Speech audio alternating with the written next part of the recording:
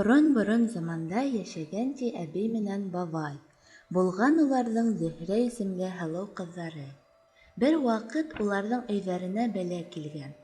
Зөһрәнең әсәһе яҡты донъяны ташлап киткән. Бер көндө Зөһрәнең атаһы үгәй әсәй алып ҡайтҡан. Ул бик уҫал булған. Зөһрәне лә, уның атаһын да яратмаған. Ҡыҙға бер ниндәй ял бирмәй, көнө-төнө эшләткән үгәй әсәй. Бер ваҡыт ул Зөһрәгә һыу ташырға ҡушҡан, ә үҙе һыу мискәһенең төбөн тишеп ҡуйған.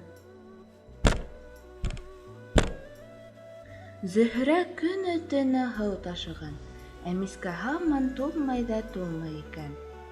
Шулай итеп төн еткән. Зөһрә һаман һыу ташый. Ул күктәге айға ҡарап торған да: «Ай, мине үҙеңә ал әле!» Шул ваҡыт ай нығыраҡ яҡтырып киткән һәм Зөһрәне үҙенә алған. Шунан бирле Зөһрә күктә йондоҙҙар менән Ер шарын күҙәтә икән.